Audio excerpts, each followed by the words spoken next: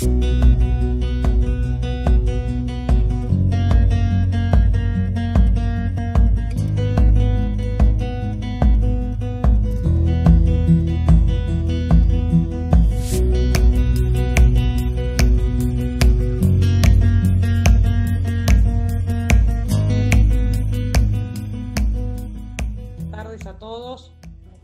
un placer tenerlos aquí en el Círculo de Legisladores, en este Círculo de Legisladores que ahora es virtual, pero que sigue trabajando a toda máquina. Hace unos minutos hablábamos con el presidente, y él decía, este es mi Zoom 500. Yo le digo, bueno, el mío es el 350, más o menos, pero la realidad es esta, la que tenemos, pero también tiene cosas buenas, porque hoy hay gente seguramente de diferentes partes del país, de diferentes partes de la ciudad, que tal vez un día como hoy, si no estuviera la pandemia, tendrían que estar en sus trabajos y no podrían asistir a lo lindo que puede llegar a ser esta charla, esta conferencia, ya que vamos a hablar de historia. Y cuando uno habla de historia, habla del pasado. Pero la única forma de reconocer nuestro presente y de ver hacia dónde podemos llegar es sabiendo y conociendo nuestro pasado. Por lo tanto, les agradezco muchísimo a todos este tiempo que se toman para escuchar a nuestros oradores, pero sobre todo les agradezco este tiempo que se toman para aprender. Y me agradezco a mí misma también el poder aprender junto con ustedes. Quiero darle en este momento la palabra al doctor Basile, presidente del Círculo de Legisladores, para que les cuente un poco a quienes no saben qué es el Círculo y bueno, y les dé la bienvenida. Doctor Basile, por favor. Gracias, Fernanda. Una presentación adecuada para este evento que normalmente organiza nuestro vicepresidente segundo, el escribano Allende Iriarte, que mientras la mayoría trabajamos hacia el futuro, él nos hace la base, la infraestructura, desde donde viene la Argentina, y hemos tenido ciclos realmente exitosos en los 3 años anteriores, y que ahora continúan con ayuda para Alberto, y esto es muy importante. Los pueblos que se olvidan de la historia normalmente vuelven a caer en los mismos errores. Este reconocimiento y estos debates que se producen aprovechando el trabajo de muchos historiadores, como en este caso los que tenemos hoy presentes, agradeciéndole su buena voluntad para participar y para poder difundir estos conocimientos. El Círculo con su comisión directiva y sus secretarías, más las 4 instituciones, la Fundación Democracia, el IERI, la Mutual y la Obra Social, están a disposición de todos ustedes. Bienvenidos a todos, muchas gracias por este evento, y sigamos transmitiendo nuestros conocimientos para el bien común a la juventud que tiene que tomar la posta. Muchas gracias y que disfrutemos de la jornada. Gracias, presidente. Bueno, no quiero dejar de nombrar a nadie. También tenemos al diputado Uriondo, que yo no lo veo, pero sé que está. Tenemos al diputado Juan Carlos Correa, que sí lo veo. Y tenemos a un montón de participantes que tal vez no los vea, pero me van a ir informando y voy a ir nombrándolos, que son parte de nuestra comisión directiva del Círculo de Legisladores. En este momento me gustaría escuchar unas breves palabras del diputado Allende Iriarte, ya que siendo él presidente de la Academia de Historia y siendo, como dijo nuestro presidente del Círculo, quien normalmente organiza todo esto, hoy me tomé un poco la atribución de organizarlo yo, pero él es el dueño de este tema. Me gustaría unas palabras del diputado Allende Iriarte en tanto seguimos esperando que siga entrando gente. Diputado, por favor. Buenas tardes, Fernanda. Aquí estoy, ¿eh? Sentía que no me nombraba, pero aquí estoy. Ah, ¿cómo está? ¿Cómo le va, diputado Uriondo? Muy bien, gracias. El diputado Uriondo es nuestro guitarrista oficial, además. Es lo más criollo que tenemos en el círculo. De acuerdo. Bueno, Fernanda, muy bien. Yo, si ustedes quieren que yo les haga un fideicomiso, les escriba un libro, puedo. Pero para estos botones son mis nietos los que me manejan. Y se acaba de ir Matías recién, así que estoy haciendo lo que puedo. Bueno, Fernanda, yo no tengo, y este es un acto tuyo, solamente decir lo contento que estoy de poder estar junto a ustedes y de volverme a encontrar, aunque sea por este sistema virtual, con Chicho y con todos los amigos del círculo, inclusive verlo al querido negro Uriondo que acaba de entrar recién. Bueno, son dos personas muy cercanas a la Academia Argentina de Historia que yo presido, porque el participante que va a hablar sobre Venezuela es un miembro correspondiente de nuestra academia, y el otro orador, que es el magíster Roberto Azareto, es el secretario general de nuestra academia. Así que estamos todos en familia y bueno, les deseo el mayor de los éxitos y creo que vamos a ir a una buena exposición. Muchas gracias. Bien, muchas gracias, Alberto. Bueno, también aprovecho para contarles que en no mucho tiempo más, Alberto también va a estar disertando respecto a San Martín y a Bolívar. Queremos también nombrar que están presentes también la diputada Marita Goñi, que está presente también Oscar Muiño, que también participó el año pasado del ciclo histórico. O sea, hay muchísima gente que la verdad estamos con 53 participantes en este momento. Realmente es excelente que tanta gente tenga ganas de estar aquí. Y sin más, me parece que tendríamos ya, después iré nombrando en todo caso, pero tendríamos que pasar ya a los oradores. Yo no sé si ustedes, Roberto o Giovanni, han acordado quién habla primero, pero si no es así, yo encontré una forma bastante democrática de hacerlo, y es en forma, digamos, por orden de abecedario. Giovanni empieza con G, Roberto empieza con R, así que le daríamos primero la palabra a Giovanni, si les parece bien. Giovanni, Roberto, ¿están de acuerdo? Bueno, Giovanni, no lo veo yo acá. No veo, acá estás, sí, ya te veo. Bueno, profesor, permítame que les lea un pequeño resumen de quién es el profesor Mesa. Y permítanme que lea, porque bueno, tenemos personas muy importantes y a veces no quiero olvidarme de ciertas cosas muy importantes que han hecho durante su vida. El profesor Mesa tiene una amplia experiencia en la investigación y docencia en las áreas de sociología, historia y ciencias políticas.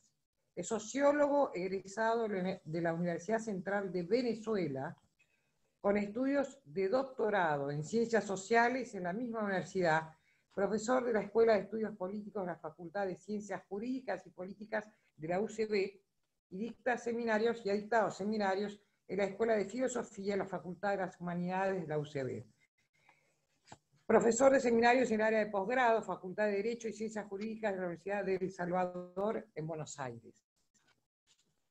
Tiene además un doctorado en Ciencias Sociales en la Universidad Central de Venezuela. Tiene una licenciatura en Sociología, también en la Facultad de Ciencias Económicas y Sociales de Venezuela.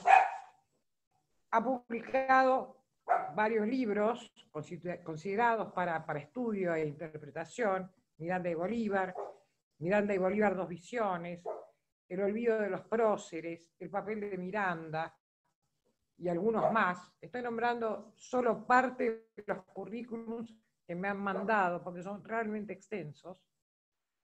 También preside la Fundación Francisco Miranda y Próceres de la Independencia cuyo objetivo principal es la difusión de sus idearios, así como su itinerario vital y trascendencia en nuestra época. Eso lo hace actualmente. También es miembro numerario de la Academia de Historia, como bien lo dijo, la Academia de Historia, como bien lo dijo hace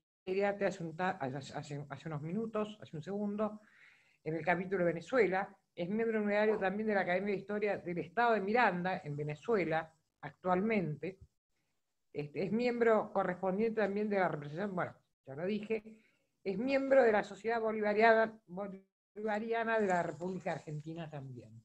Creo que con esto es más que suficiente. Les cuento, es muchísimo más largo su currículum, pero me gustaría ya pasarle la palabra al profesor Giovanni Mesa y yo me voy a silenciar. Bueno, bien, ¿se me oye bien? Ok. Bueno, en primer lugar, agradecerle a la directiva del Círculo de Legisladores y a todos sus participantes por esta oportunidad que nos brindan para hablar sobre un tema que nos interesa mucho, y a mí particularmente he venido trabajando en ello desde que estoy acá. Antes, cuando estaba en Venezuela, y ahora he seguido una investigación cuyos puntos, algunos de ellos, vamos a considerarlo a continuación. Esta situación del proceso de la independencia, que como señalamos, en dos fundamentales de sus sujetos protagonistas, como son los argentinos y los venezolanos, tiene muchos aspectos en común. Voy a citar primero dos factores que a mi juicio hicieron irreversible ese proceso de la independencia, aunque hay muchos, por supuesto. Siempre en la historia de las ideas políticas y en la historia política hay multicausalidad, pero quiero referirme a dos que son muy importantes. En primer lugar, la llegada o la participación efectiva como labor intelectual de la Ilustración, cuyas bases fundamentales fueron y son todavía la confianza en la razón, la autonomía del poder político, la fe en el progreso, tolerancia religiosa. Esos aspectos lograron llenar, permeabilizar sobre todo a todo el cuerpo europeo. Con tanta fuerza que permitió que inclusive monarcas como Federico II de Prusia, Catalina la Grande, siendo monarcas, lo asumieran muchos de sus aspectos. Pero allí se produjo, sobre todo en España, esto que se ha denominado el despotismo ilustrado, que es la toma de estos aspectos que ya referí, pero bajo el aspecto o bajo la tutela de lo que se llamó el absolutismo monárquico. La idea según la cual el rey era el filósofo que tenía un apoyo de algunas minorías intelectuales ilustradas y que tenían como consigna, y aquí va el aspecto fundamental, de que todo para el pueblo, pero sin el pueblo. Eso es lo que de alguna manera sintetiza la idea del despotismo ilustrado. Una gran ilustración en contra de la monarquía anterior medieval, una gran ilustración a favor del pueblo, pero sin el pueblo. Eso, por supuesto, logró permeabilizar, evidentemente, en América, en la América hispana, muchas de estas ideas.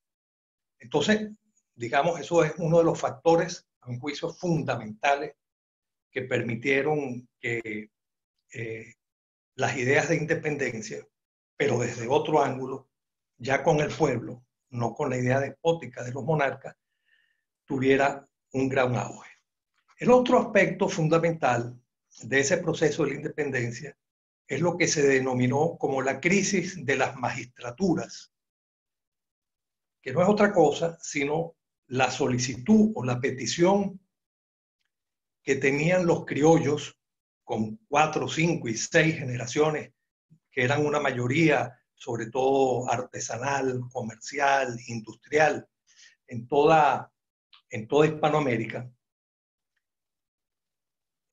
por medio del cual reivindicaban o solicitaban la participación en esas magistraturas.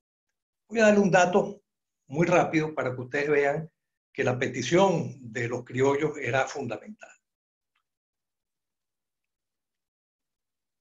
De los 166 virreyes que hubo y de los 588 capitanes generales, gobernadores y presidentes de audiencia, para un total de 754 magistraturas relevantes, solo 18 hubo para criollos.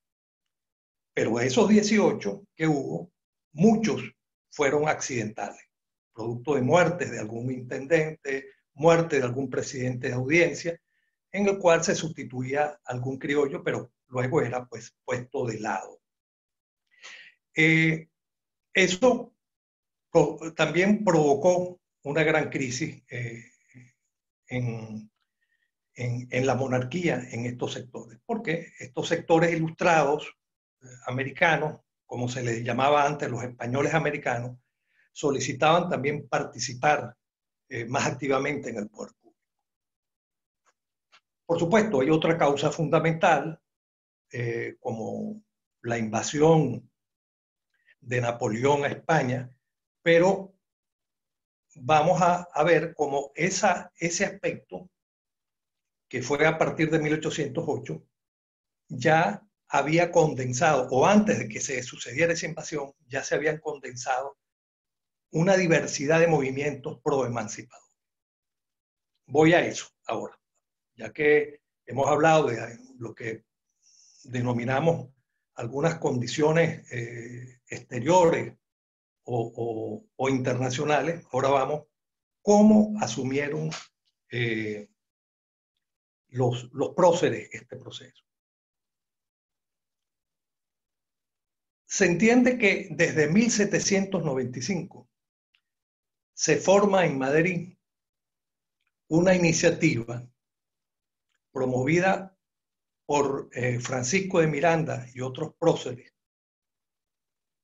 como Manuel de Sala, lo que se denominó la Junta de Diputados de los Pueblos de América Meridional. Vamos a hablar porque son varias y lo que quiero es darle una referencia a donde vamos a llegar. Esa junta se reunía en la casa de Pablo de Olavide y se tiene información ya muy precisa que personas como los salteños José y Francisco Gurruchaga, Moldes, no José Moldes, sino evidentemente el padre, el canónigo Cortés de Madariaga, Manuel José de Salas también, y José del Pozo y Sucre, ya participaban en Madrid con esta junta. Otros miembros que estaban allí, como Pedro Fermín de Vargas, colombiano, y Pedro José de Caro, cubano, se habían reunido en 1796 con Pitt a través de algunas disposiciones que había propuesto Francisco de Miranda, que en ese entonces estaba en Francia. Ellos se dirigen a Francia y se reúnen con Miranda para que se produzca esto que se llamó el Acta de París, que algunos han llamado como Gran Reunión Americana. Esa Acta de París tuvo también una reunión previa de estos amigos que ya acordé de 1795, pero se reúnen en octubre de 1797 en Madrid y nombran unos delegados para París. Esos delegados fueron Pablo de Olavide, José del Pozo y Sucre y Manuel José de Sala. En París se reúnen y establecen un código de acción. Este código de acción y estos planes, un poco habían algunos planes constitucionales, habían planes de milicia, se hizo, como ya advertí, a petición de William Pitt para Pedro Fermín de Vargas y Pedro José Caro. Ellos le informan a Miranda que el gabinete inglés está exigiendo una constancia que diga que Francisco de Miranda y el equipo que funciona con Francisco de Miranda, tanto los que están en Cádiz como los que están en Madrid, son verdaderamente representantes de estas acciones que se están sucediendo y de estas solicitudes de ayuda que se están haciendo en Inglaterra. Entonces, es cuando se repite, es cuando se hace esta acta de París, el 22 de diciembre de 1797. Miranda llega a Londres en 1798 y tiene una nueva reunión con William Pitt, acompañado por Pedro José Caro y Pedro Fermín de Vargas. Esto es, digamos, lo que muchos textos de historia, el mismo Bartolomé de Mitre, tanto en su San Martín como en su Belgrano, habla sobre esto. También el profesor Carlos Robert sobre las invasiones inglesas. Hay varios textos. Aquí, afortunadamente, en Argentina hay alguna información sobre ese suceso en particular. Pues bien, esa acta de París, que algunos llaman la Gran Reunión Americana, es la que permite, por decirlo así, la primera gran jornada de participación de los próceres que están en Europa y algunos combinados con los que ya estaban tanto en Río de la Plata como en Venezuela, para asumir la idea de la independencia como una fuerza mucho más poderosa, partiendo del hecho de la eventualidad del apoyo que podrían tener en el caso de Inglaterra, sobre todo para algo que les interesaba mucho a todo este sector de la burguesía comercial, artesanal, industrial, que era la libertad de comercio. Debemos recordar que uno de los problemas fundamentales que tenía la monarquía, tanto la de los Austrias como la de los Borbones, es que cerraban y abrían las posibilidades de libre comercio. Esto precisamente le causaba inmensas pérdidas. Recordemos solamente que en el caso de Venezuela, la compañía guipuzcoana, que tuvo 40 años, fue la que promovió de alguna manera la primera sublevación de Juan Francisco de León, y el gobierno español tuvo que terminar cerrando esa compañía guipuzcoana, que era una compañía monopolizadora de los productos. Todo lo que se hacía en el Caribe tenía que pasar por la compañía guipuzcoana, y logró, pues, entre otras cosas, esa sublevación de Juan Francisco de León. Pero bueno, nos hemos desviado un poco para continuar con esto. Luego que se produce esta acta de París, hay un dato sumamente importante. Y es que es la participación de O'Higgins en todo este proceso. O'Higgins llega a 1798 y es el primer enlace, o como yo llamo, la primera estafeta de la gran jornada que sale de Europa hacia América. Ellos se reunían en la casa de Nicolás de la Cruz, que era el tutor de O'Higgins, y el mismo O'Higgins en el ostracismo que narra Vicuña, y de un texto que aparece él muy claramente en su epistolario, él dice que la primera salida hacia América se produce en el año 1799, en donde participan, es importante estos datos, porque los nombres que voy a dar aquí fueron próceres luego: Bejarano para Guayaquil y Quito, Baquijano para Lima y Perú, los canónicos Fretes, el paraguayo Juan Pablo Fretes, y José Cortés de Madariaga, y al igual que Francisco Isnardi. Lo de Juan Pablo Fretes, acá lo conocemos, su actividad en el Río de la Plata. Cortés de Madariaga fue el estandarte fundamental del 19 de abril de 1810, y Francisco Isnardi, que era gaditano, fue el secretario de la redacción de la Constitución de 1811 en Venezuela. Ese primer gran grupo es el que se dirige hacia América para establecer todas estas relaciones que ya existían tanto en Europa como, o mejor dicho, entre Europa y América, a pesar de las limitaciones que se dan. Luego tenemos otro aspecto, a mi juicio, fundamental, y es que en 1802 la sociedad secreta llamada Independencia, algunos llaman la Logia de la Independencia, en 1802 hemos tratado de confirmar esto a través del archivo Belgrano, cuyos datos aparecen allí sumamente claros. Precisamente en 1802 se reúnen estos personajes: Castelli, Belgrano, los Rodríguez Peña, Paso, Vieites, Donadío, Alberti, Terrada, Darragueira, Chiclana, Irigoyen y el coronel Cabello. Y entre otros, ellos los dicen, dice Belgrano, como agentes externos: French, Berruti, Viamonte y Guido. Es curioso que estos que están en 1802, parte fundamental se va a repetir en el año 1810 en la joyería Vieites. Eso lo vamos a ver luego. Este grupo que se reúne en 1802 le da información y le da detalles a Mariano Castilla y Ramos para que vaya a Inglaterra a solicitar ayuda al gobierno en favor del proceso de independencia.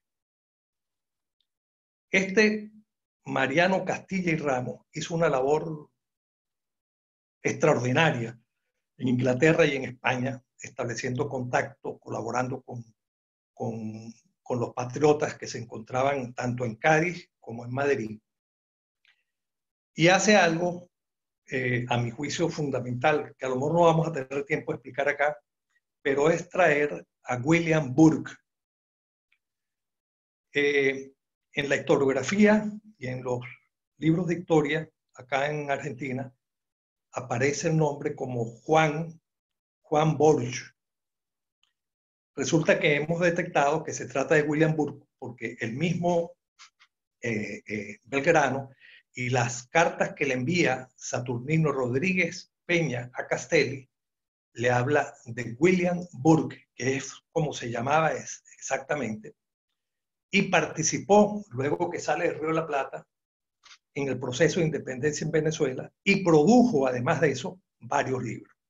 Es una historia muy importante porque acompañó a Miranda en 1800, desde 1810 hasta 1812 en Venezuela. Este William Burke era un agente inglés que, al igual con Paro y Cien, participó y estuvo en una actividad fundamental para promover y relacionarse con este sector que se llamó la Sociedad Secreta de la Independencia. Luego de producirse esta actividad de Mariano Castilla, tenemos otra actividad, pero ya en 1808, que es el caso de Pueyrredón, que envía a Londres a José Moldes y a Manuel Pinto. Estos ambos se reúnen tanto con William Pitt como Miranda y tienen una información fundamental que la promueven y la patrocinan. Luego, estoy dando estos datos, pero luego en la parte final voy a decir cómo era la estafeta, cómo se dirigían y cómo lo hacían. Y por último, que sabemos que llega a Londres y se reúne con Miranda, es el caso de Matías Irigoyen, que luego de los actos de mayo se dirige a Londres a buscar información y a buscar armas. Miranda le responde el 15 de agosto de 1810 a Saturnino Rodríguez Peña y le informa que ya se ha reunido con Matías Irigoyen, que tiene toda la información sobre esa actividad y que se va con su ministro de vuelta a Buenos Aires. Efectivamente, Matías Irigoyen vuelve en 1810, llega a Río de Janeiro, Florida Blanca trata de que no pase, pero Stranford le da la posibilidad y entra con ese bastimiento militar, entra a Río de la Plata. Estos son algunos de los hitos fundamentales. Hay otros más, por supuesto, muchos más, pero quiero, por razones de tiempo, acortar estos detalles. Mi sorpresa ha sido agradable porque, repito, tanto en el archivo de Belgrano como en el archivo de Pueyrredón están estos datos. ¿Cómo era este procedimiento? ¿Cómo se comunicaban los patriotas del extranjero acá? La situación era la siguiente. Los patriotas que salían de Cádiz, fundamentalmente, llegaban a Trinidad. En Trinidad estaban un grupo de asociados venezolanos, argentinos, que estaban protegidos por el gobernador primero Thomas Pinton y luego por Hislop. Ambos gobernadores favorecían sin duda la actividad que hacían los patriotas allí. Allí estaba Francisco Febles, allí estuvo el mismo Pedro Fermín de Vargas, y habían otras estafetas que enviaban las comunicaciones, las cartas y toda la actividad que se hacía a Río de Janeiro. En Río de Janeiro estaba el personaje ya muy conocido, Saturnino Rodríguez Peña, y él se comunicaba fundamentalmente con todos estos miembros de la Logia Independencia. Esa comunicación es bastante amplia, sobre todo la de Castelli y la de Saturnino Rodríguez Peña, y la de Belgrano. El mismo Belgrano tiene intercambio comercial con ellos, y le informan sobre esa actividad. Estas informaciones pasaban al Río de la Plata, de Río de la Plata a Chile y de Chile a Perú. Esa era una de las vías. La otra vía era de Trinidad a Venezuela y de Venezuela a Colombia y Ecuador. A través de estos dos procedimientos, los patriotas españoles, colombianos, argentinos, lograban tener un proceso de información sobre acontecimientos que sucedían, propósitos que se daban. Y no es casual, repito, que el proceso de independencia, que comienza con el 19 de abril de 1810, por supuesto, podríamos hablar antes lo de Chuquisaca en 1809, pero me refiero a los procesos que se dieron ya con una idea clara de ruptura con el Imperio Español. O sea, no volviendo a las anteriores propuestas preindependentistas que un poco decían viva el rey, abajo el mal gobierno, sino que ya era una idea de ruptura, un proceso de emancipación de España. Comienza con Venezuela, Buenos Aires, Colombia, Lima, Chile. Se dan, recuérdense ustedes, con menos inclusive de 30 días de un proceso prácticamente simultáneo. Esa simultaneidad fue producto de esta combinación de actos.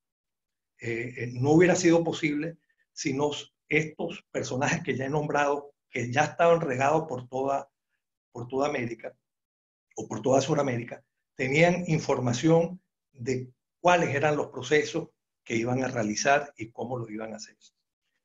Yo me voy a permitir para terminar esta parte, voy a leer una carta que apareció, por cierto, en la Gaceta de Buenos Aires, así como apareció el periódico El Colombiano y otros procesos. Una carta que escribe Miranda a los cabildos de Hispanoamérica el 20 de julio de 1808, inmediatamente después de la invasión de Napoleón. Hubo 3 cartas, pero con esta misma tónica.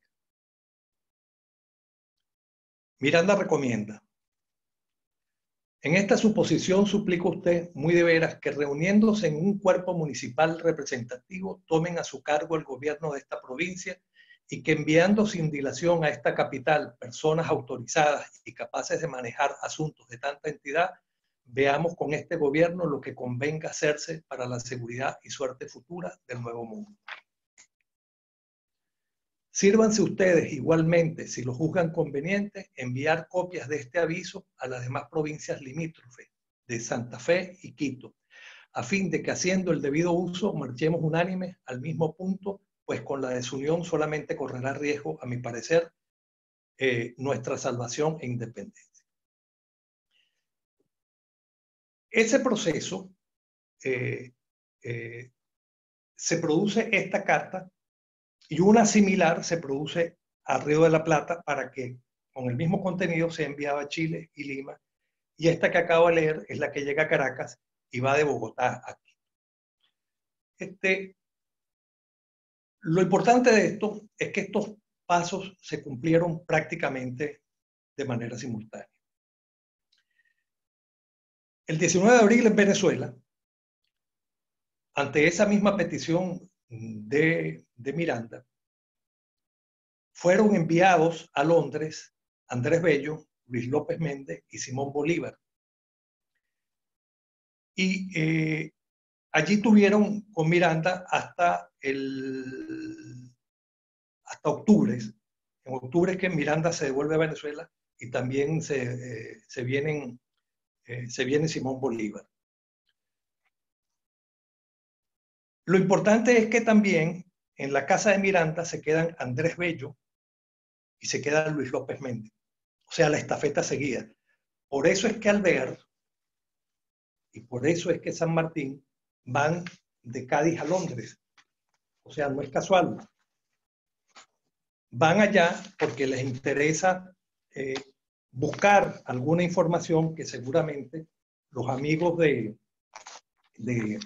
España, y antes de ellos venirse a Río de la Plata, se informan. Esto es lo que yo llamo también, después de la salida de Miranda, las relaciones indirectas de estos patriotas. Indirectas porque no es con Miranda, pero sí se hacen con Andrés Bello y se hacen con Luis López Méndez. ¿Quiénes participaron en esas relaciones indirectas? Alvear, San Martín, Servando Teresa Mier, Tomás Guido y Manuel Moreno, que va después en el buque donde lamentablemente fallece Mariano Moreno. Esas relaciones la establecen con Andrés Bello mucho tiempo después, porque ambos quedaron viviendo en la casa de Miranda antes de venirse a Sudamérica.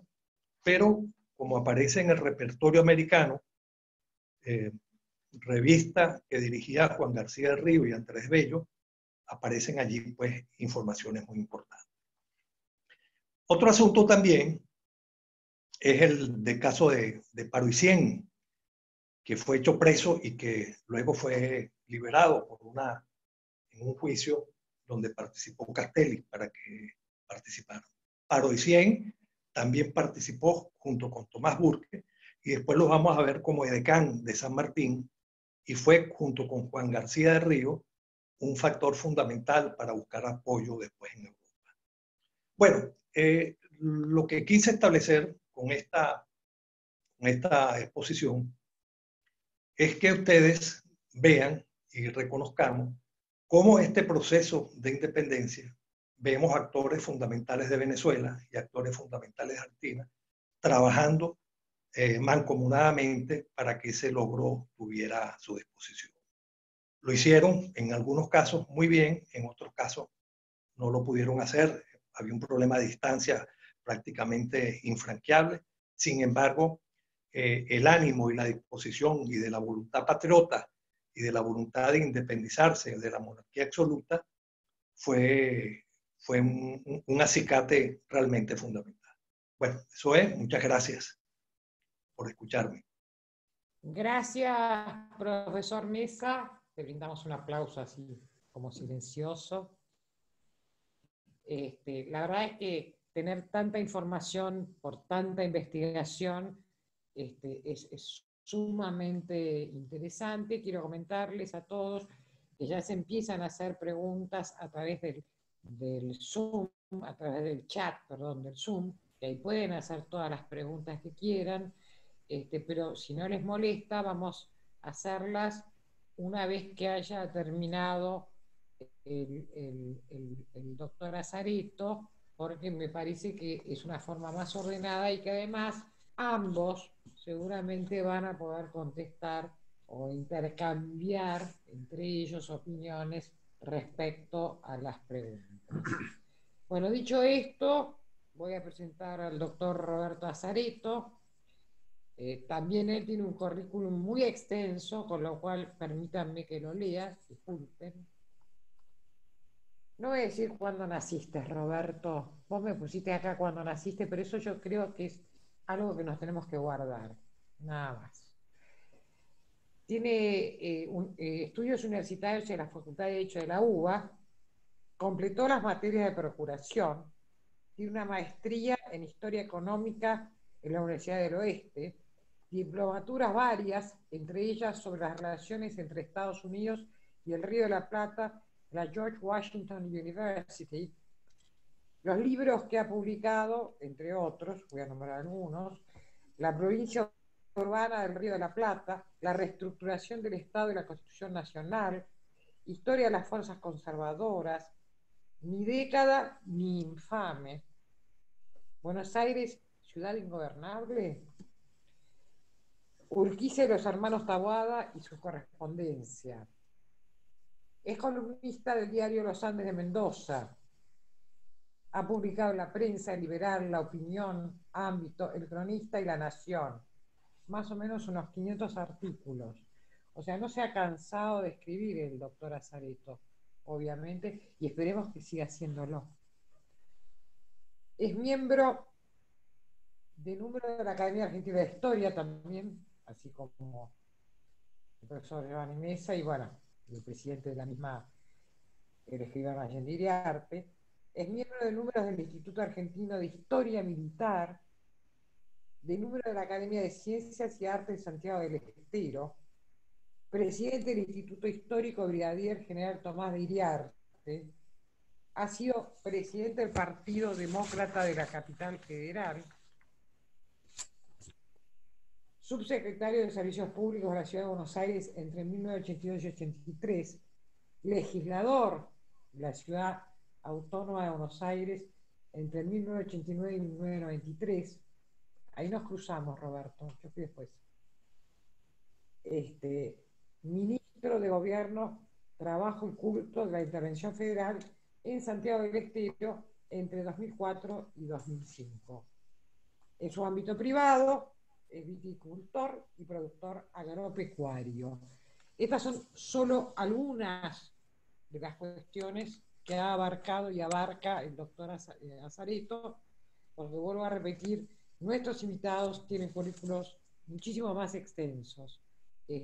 Doctor Azareto, lo dejo con la palabra. Gracias. 3 o 4 años me pidieron una investigación, un libro sobre los jesuitas en el Tucumán, en la antigua gobernación del Tucumán, que agrupaba todo el norte argentino y en algún momento hasta Córdoba. Y eso me llevó a investigar. La verdad que no sabía mucho de los jesuitas, algo de las misiones, y eso me llevó a hacer una investigación. Y ahí me di cuenta del rol que tuvieron en el proceso emancipador. Hay un hecho que muchas veces se nos escapa, que es primero los acontecimientos de las guerras europeas, que influyeron, no solo las guerras napoleónicas, y es la independencia de los Estados Unidos. Porque la independencia de los Estados Unidos le permitió a los franceses y los españoles, unidos por los pactos de familia, ya que ambos países estaban gobernados por la familia Borbón, la dinastía de los Borbones, a desquitarse de la derrota en la Guerra de los 7 años, que algunos historiadores le llaman que fue la Primera Guerra Mundial, porque hubo combates en todos los continentes, es decir, en Asia, en África, en América, y no solo en Europa, y donde Gran Bretaña salió triunfante. Como decía, el proceso de la independencia de Estados Unidos le dio la oportunidad al Reino de Francia y al Reino de España de vengarse de la derrota sufrida unos años antes. A su vez, esta guerra, que fue desde la creación de independencia en 1776 a 1883, unos años posterior a la expulsión por todos los monarcas católicos de la Compañía de Jesús y su pedido al Papa Clemente XIV de la supresión de la orden. ¿Por qué viene esto al caso? Primero porque la guerra de independencia provocó algunas dudas en la corte española de sus consecuencias. Y no solo en la corte española, también, y esto viene al caso ahora que comparto panel con un académico venezolano, porque en Venezuela el gobernador, primer gobernador intendente de Venezuela, José Ábalos, planteó que a la corte de Carlos III, que la independencia de los Estados Unidos era inevitable que repercutiera en las colonias o los dominios hispanoamericanos de la Corte de Madrid. Y por lo tanto proponía que el Reino de España promoviera una independencia sobre la base de implantar con miembros de la familia real de España distintos reinos. Idea que también tuvo uno de los ministros, Carlos III, Aranda. Es decir, que ya hubo algunos miembros de la Corte Española que 40 años antes de 1810, 30 años antes, plantearon de que era un tema que se iba a venir y que tal vez convenía adelantarse a los acontecimientos, de alguna manera, como diríamos ahora, administrar esos acontecimientos, administrar esa transición. Idea que retoma incluso Carlos IV, poco antes de 1810, y su ministro tan controvertido Godoy, que también vuelve a plantear la posibilidad de coronar a hermanos e hijos de Carlos IV como monarcas de los distintos virreinatos de Río de la Plata.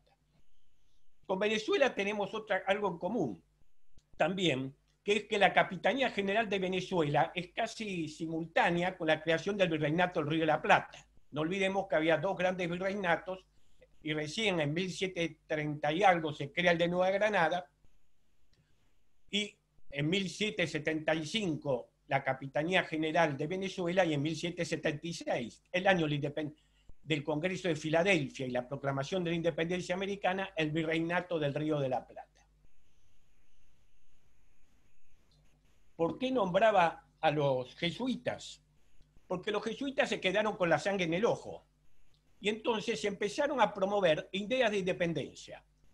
Uno de ellos fue un compatriota nuestro, más precisamente un mendocino, Juan José Godoy, tío abuelo del congresal en Tucumán, en representación de Cuyo, Tomás Godoy Cruz, que era de alguna manera, junto con Zapata, sobre todo Godoy Cruz, el hombre que en el Congreso de Tucumán exponía las ideas de San Martín sobre lo que había que hacer y el que insistía en la rápida proclamación de la independencia por las cartas que mandaba San Martín insistiendo en eso. Godoy hizo un periplo por la corte inglesa y después se dirigió a Estados Unidos, al recién flamante Estados Unidos. Aún no había sido elegido Washington, aún no se había sancionado la Constitución, que fue en 1787, para pedir apoyo para la independencia de Hispanoamérica. E incluso presentó en la corte inglesa los primeros planos militares, donde planteaba una operación bastante similar a lo que después se hizo San Martín, es decir, lo que resultó el Plan Mayland que en su momento publicó Rodolfo Terraño. El desembarco en Buenos Aires, ir por tierra hasta Mendoza, cruzar los Andes, que una flota los esperara en Valparaíso y de ahí los llevara por mar al Perú para invadir el Perú por mar. Es decir, también estaba entonces la idea de que Lima era el centro del poder español que había que controlar para alcanzar la independencia. Fue muy triste el final de Godoy porque le tendió una trampa el arzobispo de Cartagena, mandándole una carta con noticia falsa de un levantamiento que se estaba produciendo, se dirigió ahí, fue apresado y terminó sus días poco antes de que terminara el siglo XVIII, en una prisión de Cádiz.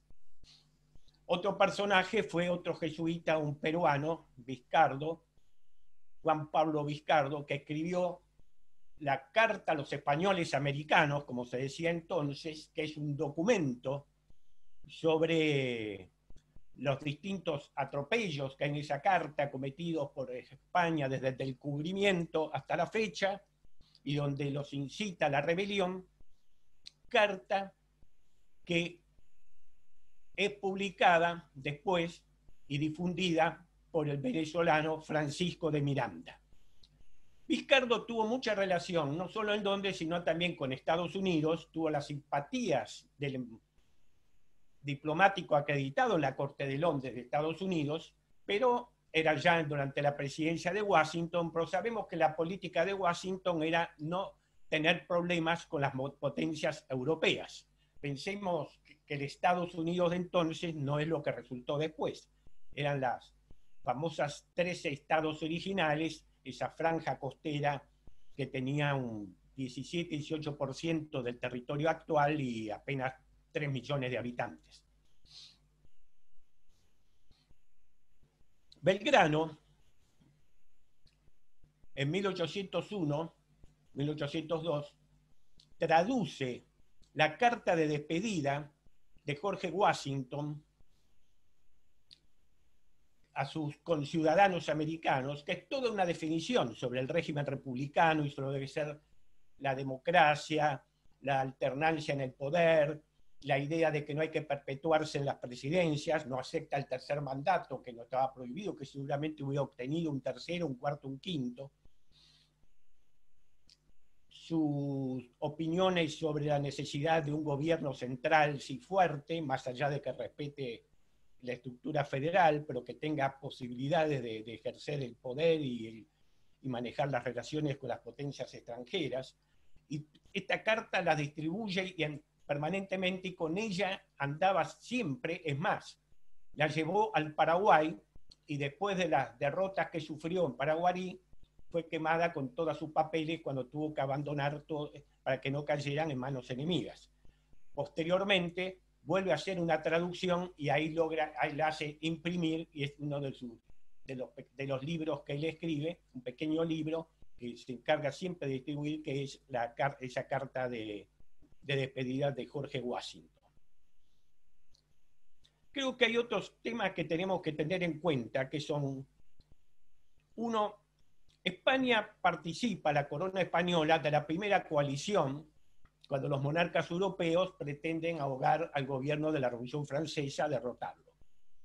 Derrotada la primera coalición por las fuerzas de la República Francesa, España se retira y se produce algo extraordinario. La monarquía española se convierte en aliada del régimen jacobino que había guillotinado a sus familiares Luis XVI y a numerosos miembros de la nobleza francesa. Es decir, el Reino de España es aliado de la República Francesa. El pacto de familia entre dos ramas de los Borbones se transforma en un pacto entre la familia de Borbón de España y la República Francesa. Por lo cual, Gran Bretaña, el Reino Unido de Gran Bretaña, se convierte nuevamente en un enemigo de España. Y es la época precisamente en que aprovechan todos los que están ahí en Londres, los americanos residentes en Londres, y que también ha mencionado, creo que no se le escapó ninguno, al profesor Giovanni Mesa, evidentemente que hizo un estudio exhaustivo de los protagonistas de entonces, que confiaban en, y por su cierto, Pitt lo pensó varias veces y trató de impulsarlo, en el apoyo del Reino Unido, que al ser enemigo de España podía promover la independencia de los dominios hispanoamericanos. España sufre una derrota en Trafalgar junto con la flota francesa. Eso consagra el dominio del Océano Atlántico y de todos los mares a Gran Bretaña, y tiene enormes repercusiones aquí, porque las corrientes comerciales del monopolio español son cortadas, no pueden venir.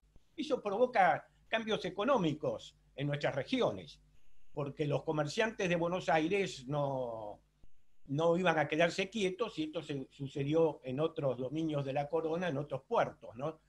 Es decir, hay que entender que se estaba dando un proceso muy interesante de que las burguesías se estaban consolidando. En Gran Bretaña tenía lugar la revolución industrial, y todo el mundo quería entonces, a su vez, asumir disputar el poder a las viejas élites vinculadas a las monarquías. La burguesía mercantil porteña, por cierto, que ya a la exportación de cueros había agregado la nueva industria del saladero, no se quedó quieta, empezó de hecho a comerciar con todos, adquirió barcos, estableció comercio con todo el continente americano, incluso llegó a tener comercio también directo con territorios africanos, y eso le fue dando, aparte de mayor poder económico, cierta idea de que no necesitaba de España, que se consolida con las invasiones inglesas. Las invasiones inglesas, ¿qué muestran? Que España no está en condiciones de defender de las apetencias de otras potencias a sus dominios. Y además, en el caso nuestro, da lugar a la formación de un ejército propio. Y eso permite, a su vez, al primer hecho, a mi juicio, revolucionario anterior al 25 de mayo de 1810.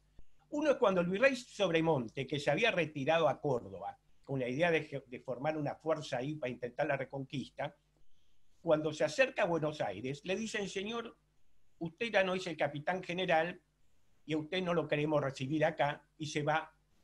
Y la solución es que se vaya a la banda oriental, donde ya estaban llegando fuerzas inglesas, y que se ocupe de eso, de enfrentar a los ingleses a la banda oriental.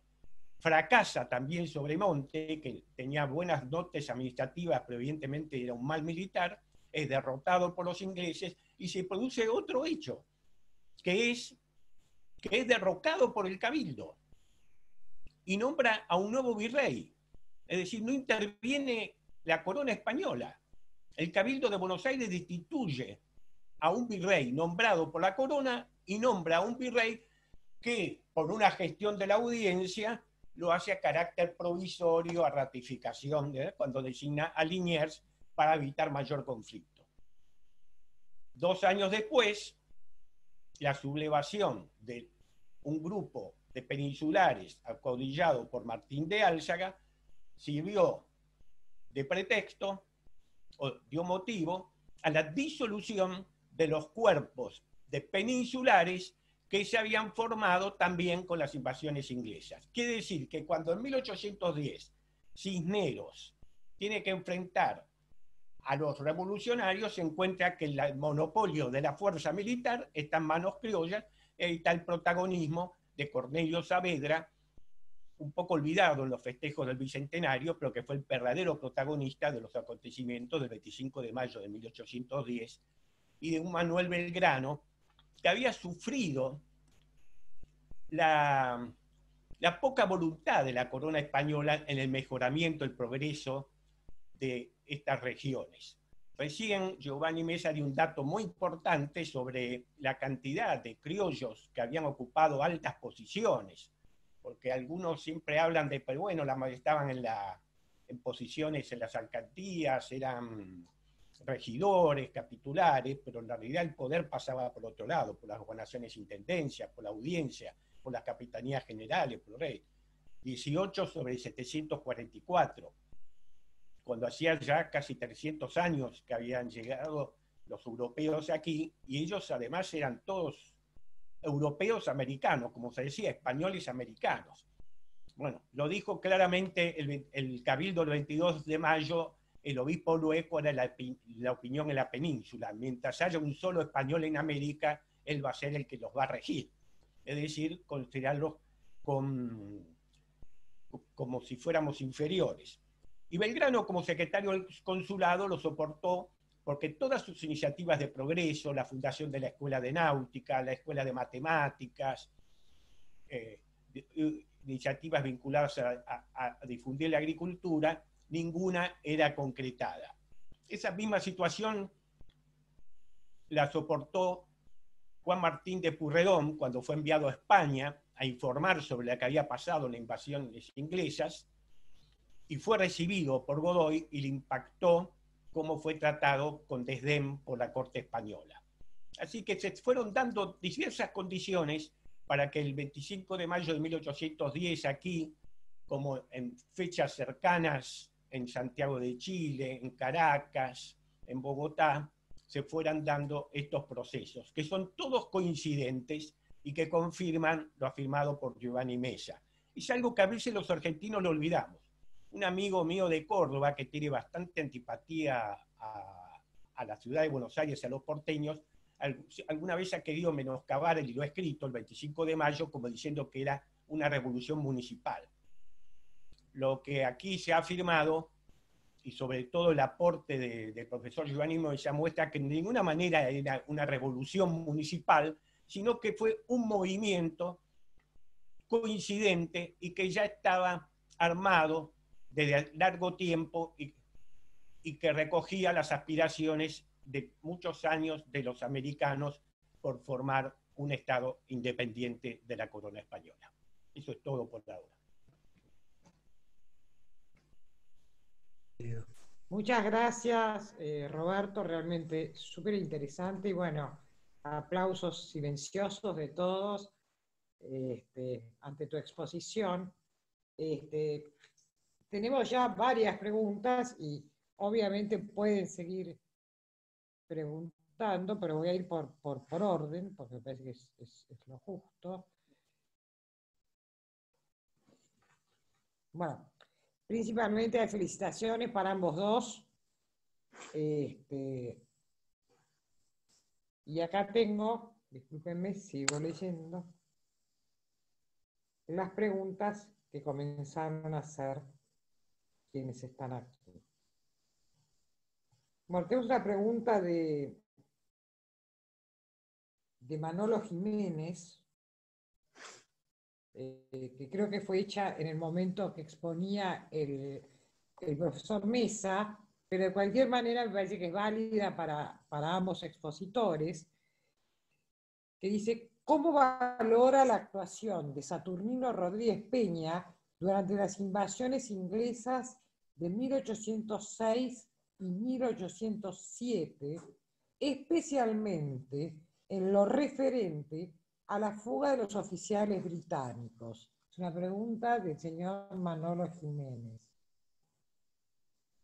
No sé quién de los dos quiere responder, profesor o Roberto. Se pueden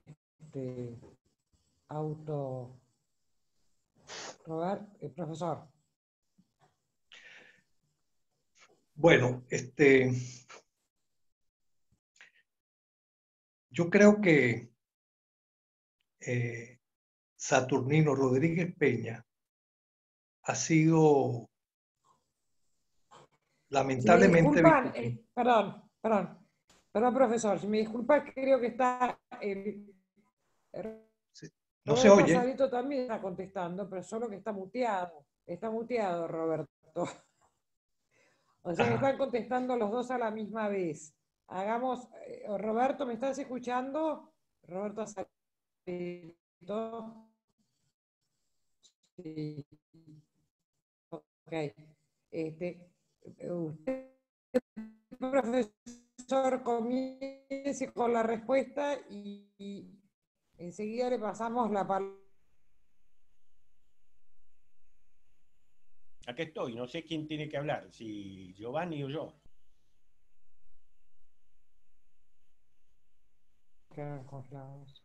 Se perdió el audio, Fernanda, no te oímos. Hay una mala conexión. Anda. Sí, ok, ahora me escuchan. Sí. ¿Me escuchan? Sí. Sí.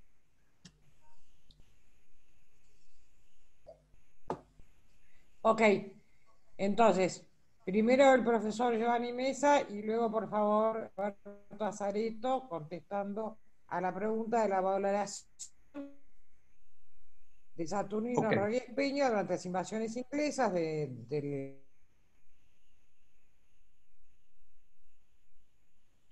Bueno, Manolo Jiménez. ¿me escuchan? Sí, sí. Ok. Decía que Saturnino Rodríguez Peña,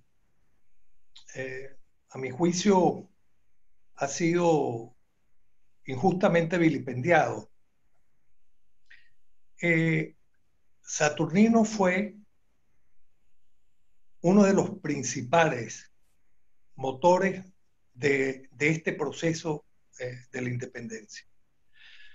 Yo me he sorprendido gratamente del intercambio epistolar de Belgrano con Saturnino y sobre todo de Castelli. Como decía algún profesor, fue el Adalí de Mayo. Y la combinación de actividades que hicieron, todo eso fue producto de la sociedad secreta de la independencia. Ninguno de ellos actuó libremente. Me supongo que lo que se quieren referir a Saturnino fue a la fuga de Beresford. Esa fuga de Beresford tuvo la anuencia tanto de Liniers como de Álzaga. Esa fuga de Beresford pone de relieve un poco lo que yo he venido relatando acá. Beresford era un agente londinense que, a diferencia de Popham, promovía la idea del libre comercio y del proceso de independencia en Argentina, en el Río de la Plata. Inclusive, es a Popham quien le hacen un juicio en Londres porque el propósito de él sí era la idea de la conquista. Y Beresford, en ese momento, que ya lo había conversado en ese triángulo de conversaciones que hubo entre Liniers, Álzaga y Saturnino Rodríguez Peña, habían acordado de que el proceso era a solicitud de este sector de criollos, era la idea de la independencia y no la idea de la conquista. Posteriormente, cuando Beresford está fuera, en Londres, hay comunicaciones muy explícitas de él sobre eso.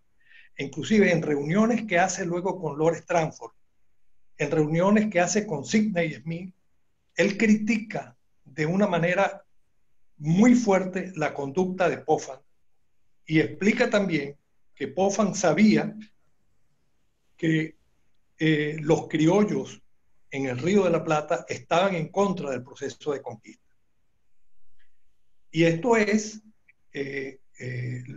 aquí figura la actividad de Paruisien y de William Burke de una manera muy importante, porque la salida de el rescate, por decirlo así, de Beresford fue un rescate acordado, porque entendían que tanto Álzaga como Liniers, que no se le había cumplido a él lo que se había ofrecido, por relaciones de poder, por relaciones de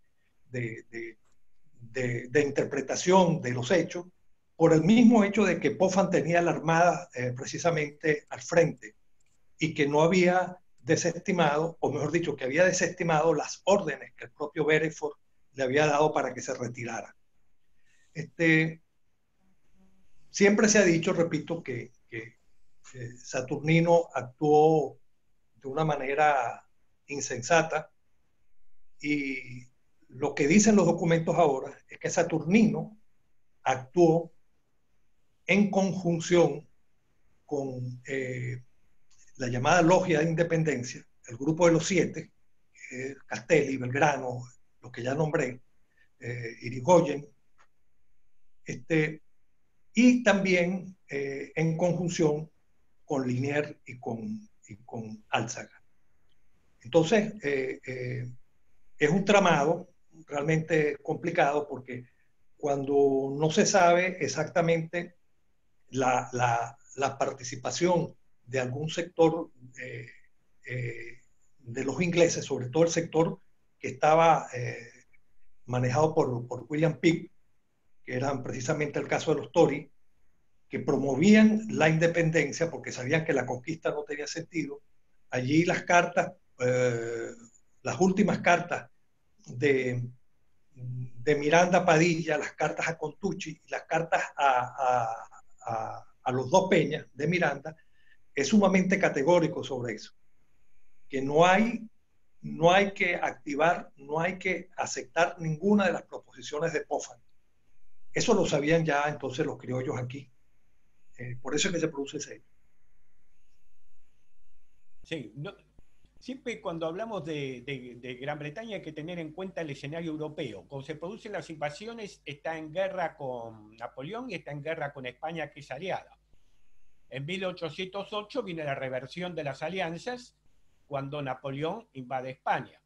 Por eso la fuerza que se iba a dirigir a Buenos Aires al mando del futuro duque de Wellington, que no está claro si venía para conquistar o para ayudar a independizar, hay versiones encontradas, en vez de venir a Buenos Aires se dirige a España, bueno, a Portugal, ahí establece una cabeza de playa e inicia la lenta reconquista apoyando a los grupos que todavía resistían en Portugal y en España, que se habían ido replegando hacia Cádiz y que en definitiva después eran grupos más bien de grupos de guerrillas rurales. Luego de la debacle que tuvo el ejército español en la península, a partir de que Napoleón en persona interviniera en esa guerra. Curiosamente, como un dato interesante, el segundo de Wellington fue Bereford, que además después, cuando fue virrey, estuvo de regente en Portugal cuando la familia real portuguesa permaneció en Brasil hasta 1821.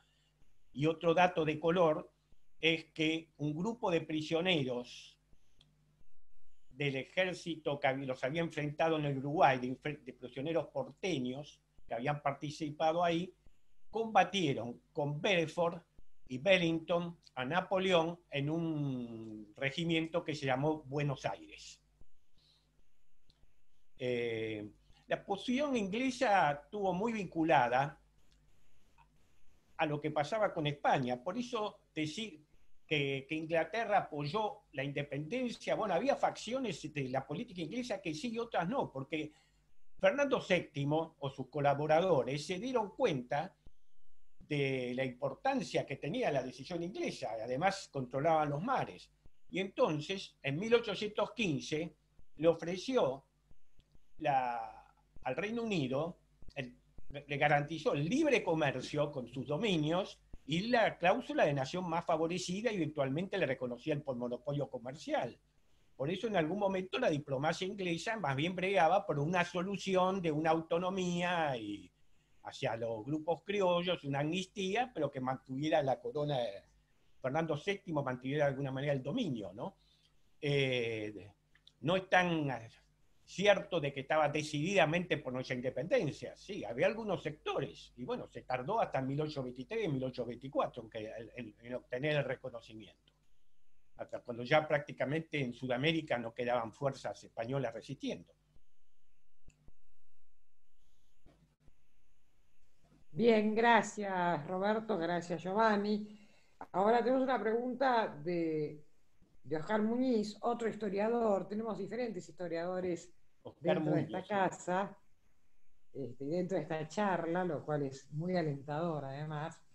Que le pregunta a Giovanni, dice: Giovanni, has mostrado la unidad de miras de los patriotas.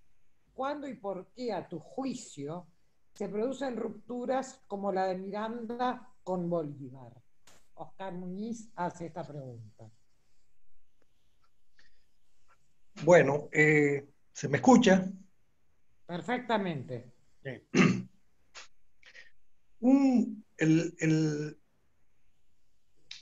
Este proceso que narramos hace poco sobre, como dice muy bien Oscar, la unidad de miras, se produce porque había acuerdo con la idea de la independencia. O sea, ya no daba para más la misma crisis, la invasión de Napoleón a España, era eventual la posibilidad de que Napoleón tomara España y que aquí se creara una corona francesa. Entonces, la idea de la independencia fue una idea, me refiero a los criollos, más o menos unánime. Pero, ¿qué es lo que sucede? Sucede que la idea de la independencia es la secesión con España, la ruptura con España. Pero eso no era suficiente, porque inmediatamente después, sobre todo de este proceso de independencia, hay una discusión muy fuerte entre todos los patriotas sobre si monarquía o república. Ello evidencia que había acuerdo con la independencia, pero estaba sumamente crudo la idea de la forma de gobierno. O sea, no había un criterio muy claro sobre la forma de gobierno. Las posturas por lo menos dispares para saber, por lo menos el caso de Belgrano y Dorrego, aquí la diferencia entre Bolívar y Santander es muestra patente de que esto era un problema grave. Y tenía que ser un problema grave porque teníamos 300 años de monarquía absoluta. Hispanoamérica no sabía, no entendía, sino de libros, qué cosa era la república. Entonces, aquí hay un aspecto fundamental, y es lo que algunos próceres llamaron emancipación, a diferencia de independencia.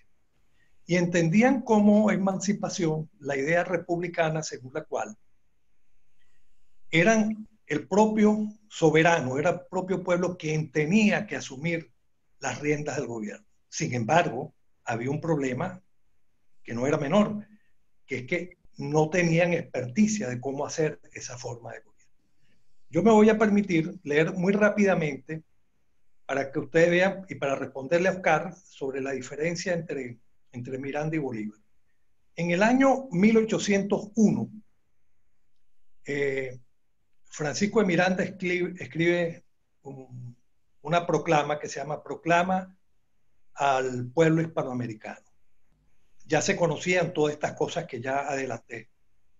Él dice, literalmente, me permito esta frase muy corta, dice, escrita a los cabildos y a los patriotas, dice: mas al levantar sobre las ruinas de un régimen opresor la independencia de vuestra patria, acordaos, ciudadanos, de que vais a llenar con la fama de vuestros hechos las regiones más remotas, a grabar vuestros nombres en el templo de la memoria.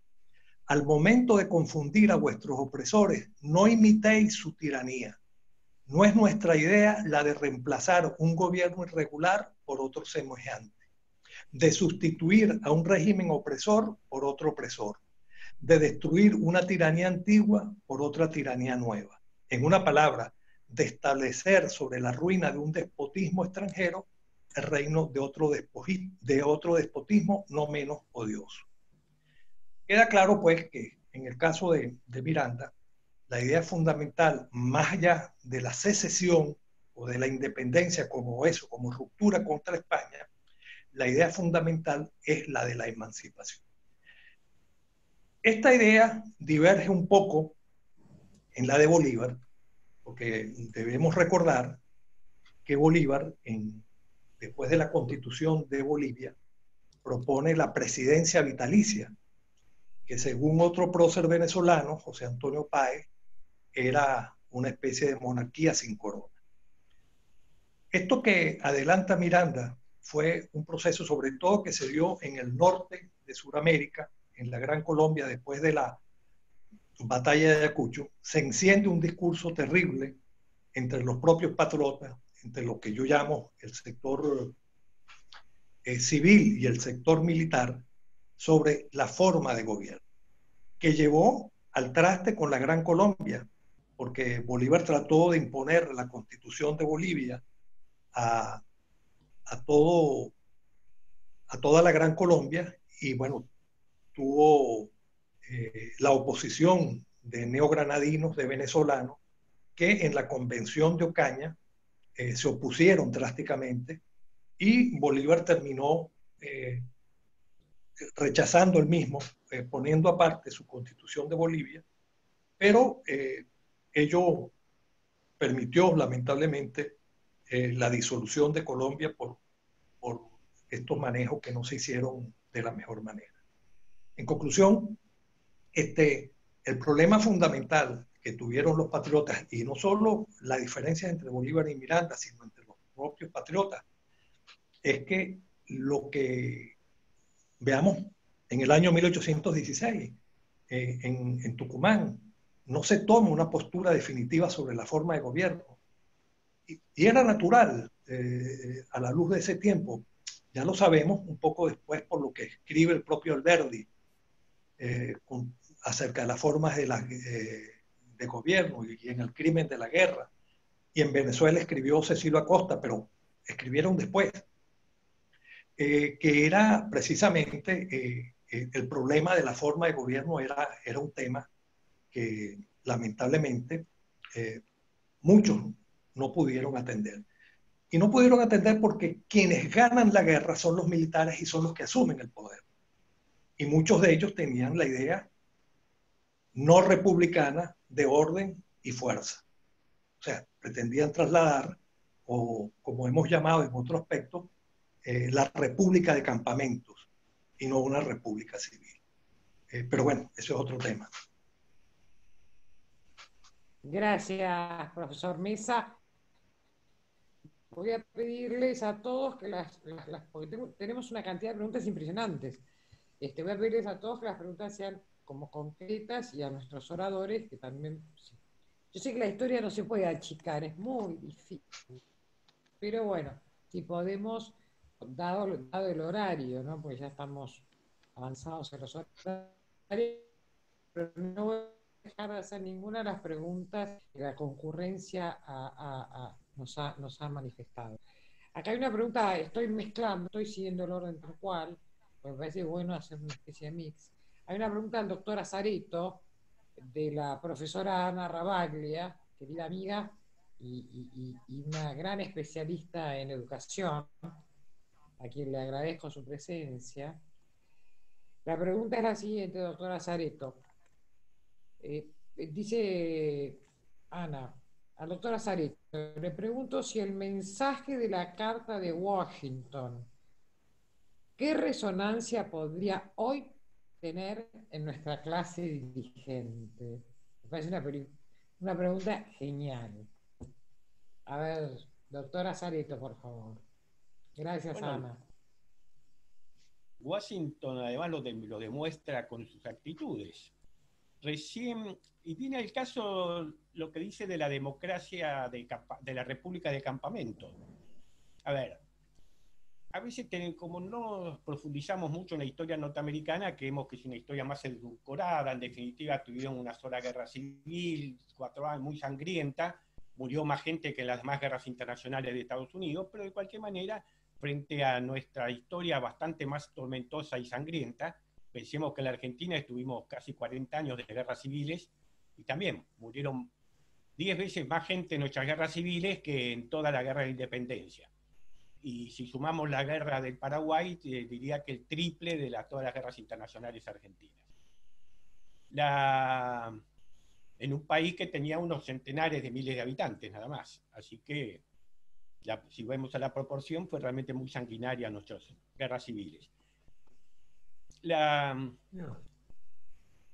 Cuando termina la guerra de independencia norteamericana, también en el campamento ya querían incluso hasta proclamarlo emperador a Washington.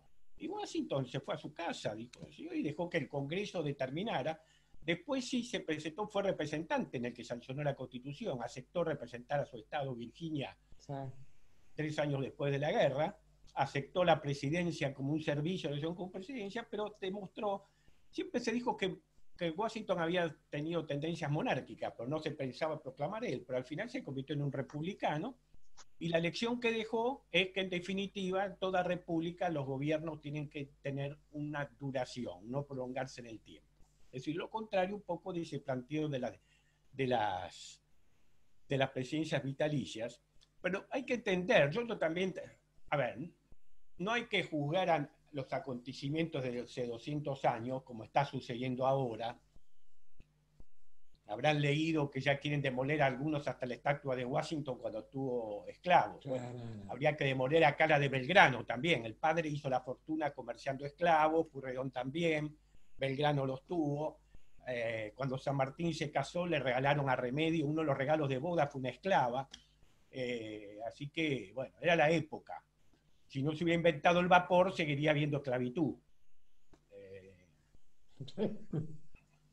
Exactamente. Estoy diciendo algo, pero esa es la realidad. La esclavitud la terminó el vapor. Los ingleses, que no eran los únicos que vendían esclavos, los vendieron los holandeses, los portugueses y los españoles, fueron los primeros que le encontraron una aplicación práctica al vapor, dijeron se acabó la esclavitud y empezaron a combatir la esclavitud.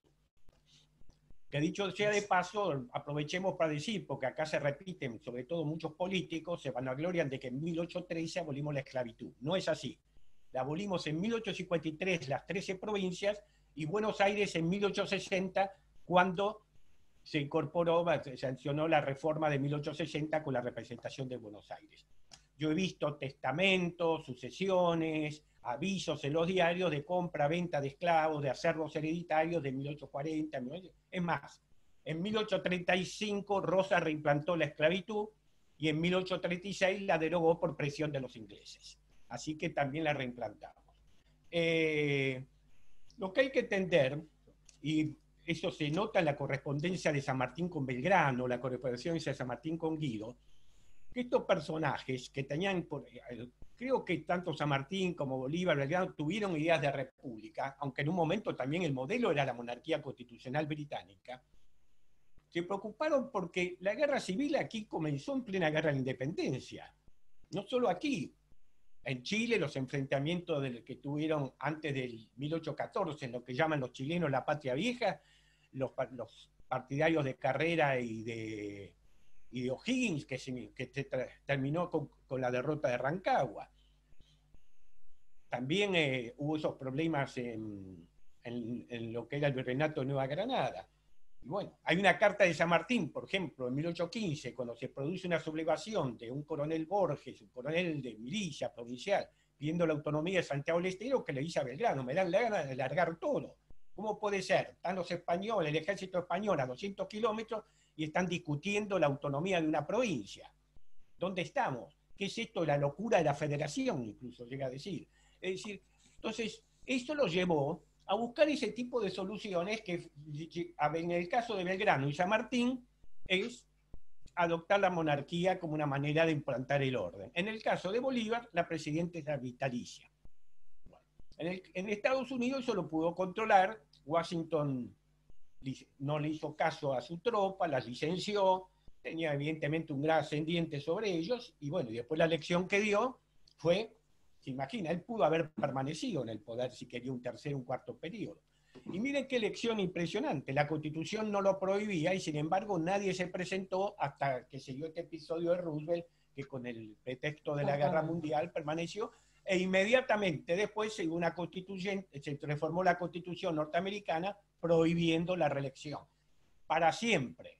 Es decir, el señor Obama o el señor Bush hijo, que fueron presidentes, el señor Clinton, que fueron 2 periodos, no pueden volver a presentarse nunca más, a diferencia de nuestra Constitución.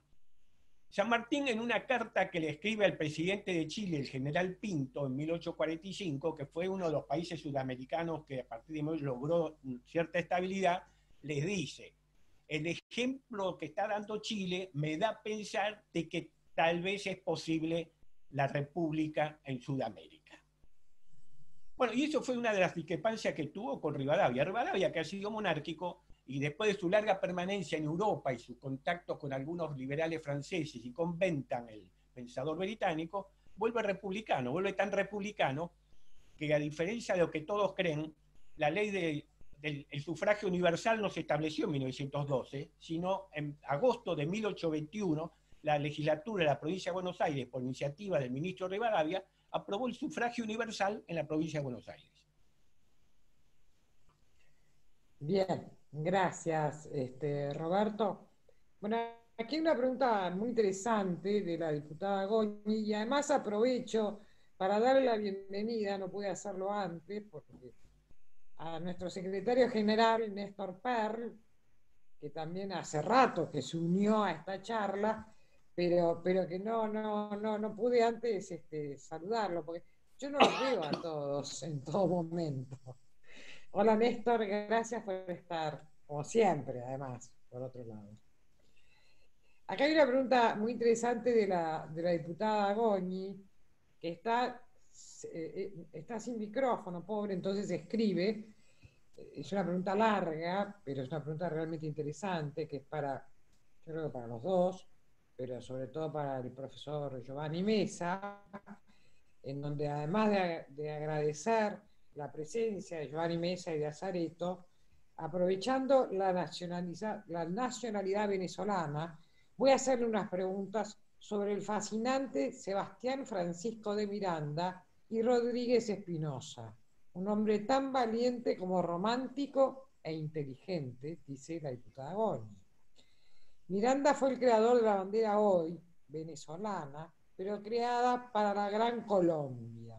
¿Cuál fue su inspiración para elegir los colores que más tarde fueran también los de la bandera alemana, aunque no está claro si la franja oscura original era negra o azul? Dice la diputada Goñi, no sé, profesor Mesa, si va captando la pregunta, dice, la segunda cosa que le quiero pedir, abusando de su generosidad, es que nos cuente por qué Miranda es el único americano cuyo nombre está inscrito en el Arco del Triunfo francés.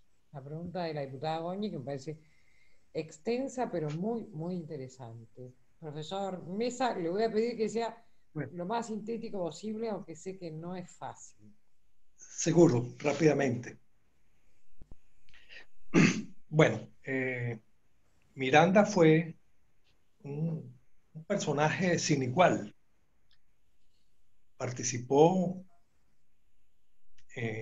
fue militar en el ejército español, participó en la batalla de Melilla, luego fue ayudante de campo de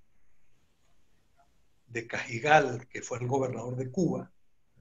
Allí participó en la batalla de Pensacola, a las órdenes de Bernardo Gálvez, español, y permiten la liberación.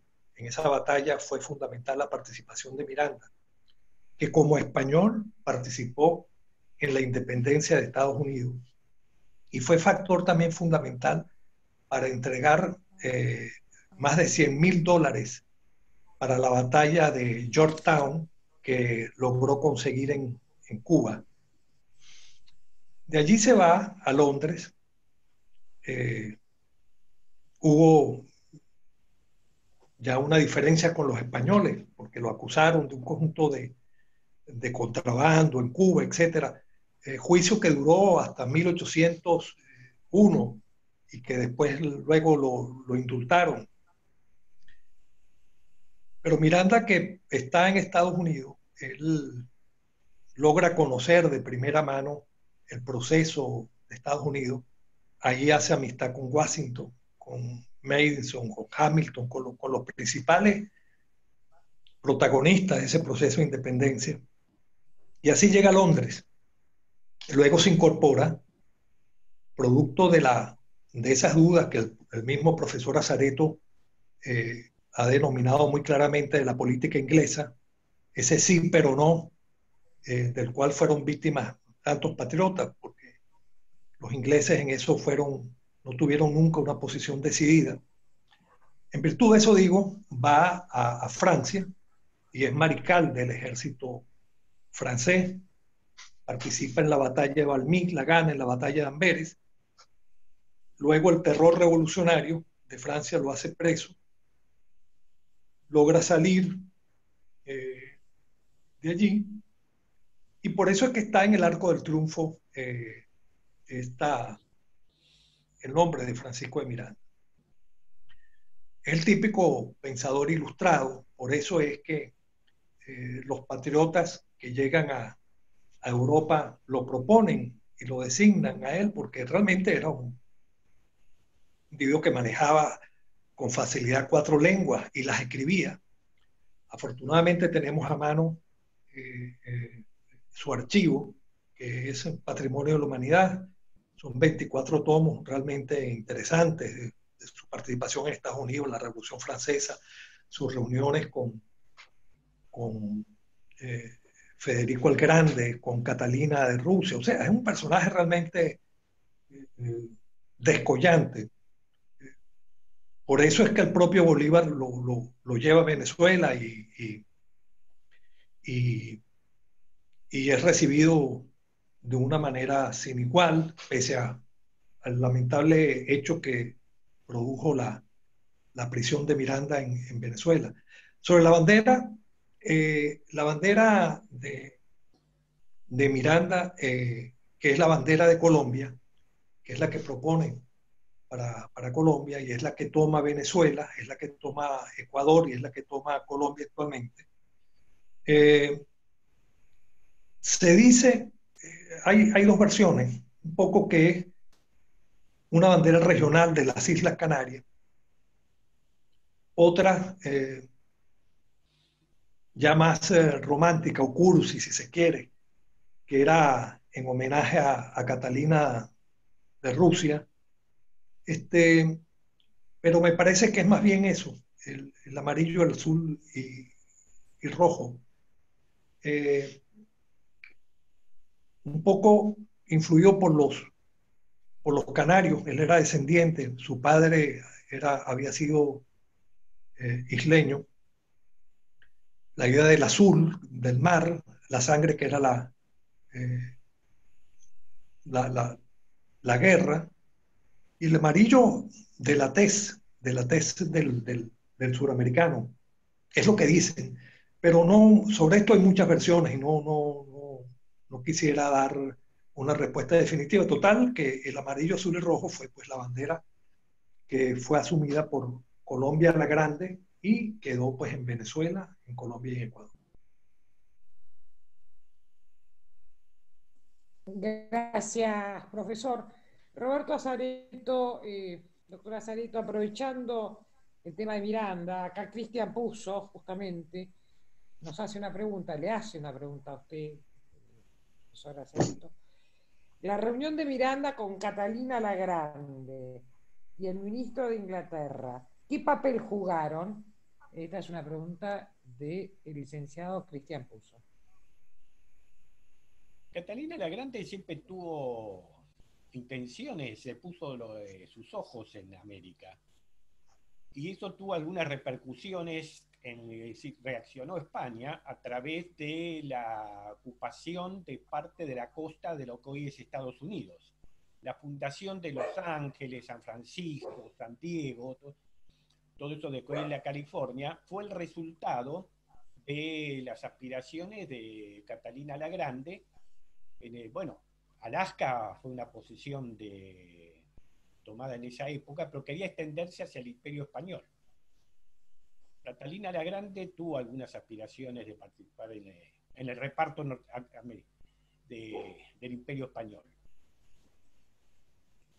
Sé que estuvo por ahí Miranda. Catalina la Grande también recibió a muchos de los jesuitas expulsados de América. Gracias. Es interesante, los jesuitas fueron recibidos todos por gobiernos protestantes, también Federico de Prusia. Cuando fue restaurada la orden, los volvieron a echar, porque dijeron ahora vuelvan a estar al servicio del Vaticano. Mientras estaban proscritos, los recibían.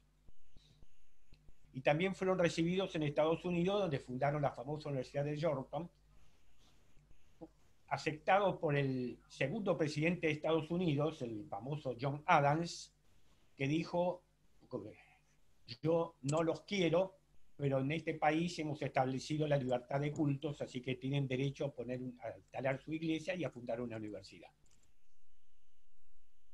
Gracias, Roberto Azareto. Ahora la pregunta creo que es un poco para ambos, la hace Pablo Coelho, y dice, ¿por qué creen que está tan invisibilizada la independencia de Haití, primer país del mundo en abolir la esclavitud, siendo que fue la segunda independencia americana luego de la de Estados Unidos? No sé si empieza el doctor Lazareto ahora, que siempre empieza. Bueno, por ahí puede opinar mucho Giovanni, porque además en Haití estuvo refugiado, si mi memoria no me falla, en algún momento Bolívar, en los avatares de la guerra por la independencia. Yo creo que, Profesor a ver, Mesa. una opinión muy personal, Sí, porque hay muchas teorías sobre Haití, que como era un estado de ex esclavo, un estado negro, digamos, lo trataron precisamente de invisibilizar. Yo creo que lo que ha influido, que bueno, siendo un país muy pequeño, sí, también está invisibilizada la independencia de varios de los países centroamericanos. Además, en el caso nuestro y venezolano, como nuestras figuras militares Sí, máximas, como doctor, Bolívar y San Martín, han tenido un profesor protagonismo Mesa. en los países, eso creo que ajá, lo puso más en la vidriera, ¿no? No sé si la opinión de Giovanni. ok. ¿Se me escucha? Sí, sí. Sí. Ok. Bueno, la cuestión de Haití es que la independencia se produce con un personaje muy, muy importante llamado Toussaint Louverture.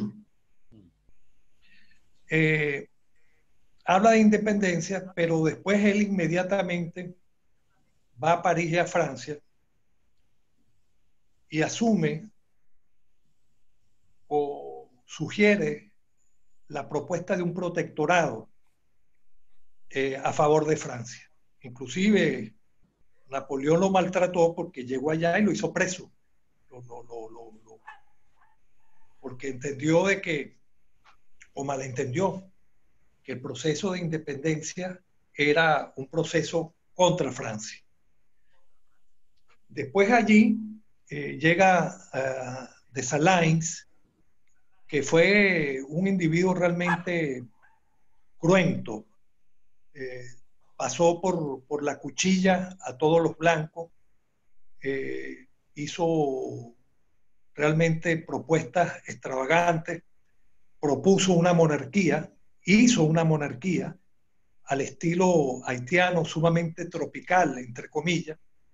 Entonces todo ese proceso se desdibujó realmente, hasta que llegó Petión, que había participado con ellos, y fue un poco el que hizo, dentro de todo este proceso un poco desordenado, creó una constitución que fue una de las cuales se inspiró Bolívar para la idea de la constitución vitalicia, porque el que, aparte del consulado de Napoleón, que pretendía que era vitalicio también, este Petión propone una constitución en donde el presidente es vitalicio. Entonces, todo el formato, vamos a decirlo así, que se inicia con la independencia de Haití, terminó siendo otra cosa. Por eso es que independientemente de lo pequeño o no, eh, eh, esa independencia es vista, entre comillas, por decirlo de alguna manera, ¿no? Por sus resultados inmediatos, por lo que luego sucedió. Esa es la observación. Y repito, en el caso de Salain se hizo una esclavitud o un racismo al revés, ¿no? Masacraron a todos los blancos que habían allá, que fue el sustituto de Toussaint Louverture. Entonces, sobre todo en las costas venezolanas, si se quería malponer a alguien, se le decía de que era un defensor de Haití, o era un defensor de la revolución haitiana. O sea, esa es una de la situación de ese proceso. Gracias, profesor Mesa. Ahora, bueno, para el doctor Azarito, acá tengo una firma del doctor Guillermo, que quien pregunta, no no sabe decir el apellido porque el único es pura, y dice, doctor Sarito, ¿por qué cree que se ha menospreciado o de América? ¿Cómo? Porque se los identifica como agentes en vez de masones. Gracias. ¿Cómo? No ¿Por qué escuché se bien. los identifica como agentes en vez de identificarlos como masones? O sea, ¿por qué se ha menospreciado tanto a la masonería a la cual pertenecían muchos de las personas, de los patriotas de los cuales hemos conversado hoy, ¿no? Creo que estoy interpretando así la pregunta. Si no es así, por favor, que me corrijan. ¿Por qué nosotros no los hemos mencionado como masones? No, porque en general la historia le ha dado un papel a nuestros héroes, o sea, una parte de la historia, Sí. como que pertenecer a la masonería era algo extraño o no correcto, entendiendo que la masonería era una asociación de pensadores, al menos esta es mi posición, como podían ser muchas otras asociaciones. ¿Por qué cree usted, claro, por qué cree usted que la historia, Bueno, de alguna sí, forma, o algunos no hay que historiadores olvidarse que juegan ese rol? en nuestros países la influencia de la Iglesia Católica, además, la Argentina ha sido uno de los pocos países que en el siglo XIX adoptó la libertad de cultos. Muchos países hermanos nuestros implantaron la religión católica como oficial en sus constituciones hasta avanzado el siglo XX. Yo creo que seguramente eso ha influido. Sí, aquí hubo una corriente que trató de ocultar la influencia que tuvieron las logias masónicas, pero bueno, es un hecho. La historia no está hecha para decir la verdad, en base a los documentos que encontramos. Para hacer historia hay que leer muchos archivos,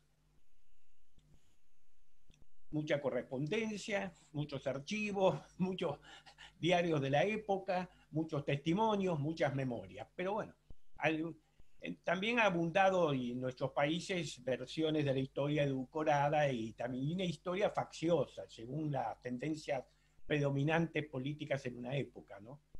Y eso se ha hecho mucho. Por lo menos en nuestro país se ha hecho bastante historia facciosa.